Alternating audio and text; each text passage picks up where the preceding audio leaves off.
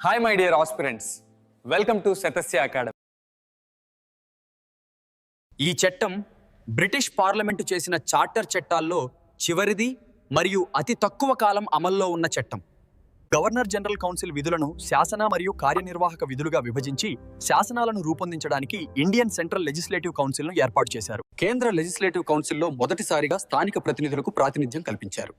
4 సభ్యులను మద్రాసు, బొంబాయి, బెంగాల్, ఆగ్రా నుంచి తీసుకున్నారు. శాసన నిర్మాణం కోసం 12 మంది సభ్యులుంటారు. ఇది రూపొందించే చట్టాలకు గవర్నర్ జనరల్ ఆమోదం అవసరం. కౌన్సిల్ యొక్క ఈ శాసన విభాగం బ్రిటిష్ పార్లమెంటు మాదిరిగానే విధానాలను అవలంబిస్తూ మినీ పార్లమెంటుగా పనిచేసింది. ఇండియాలో సివిల్ సర్వీసు నియామకాలను సార్వజనీన లేదా బహిరంగ పోటీ ద్వారా నియమించే పద్ధతిని ప్రవేశపెట్టారు.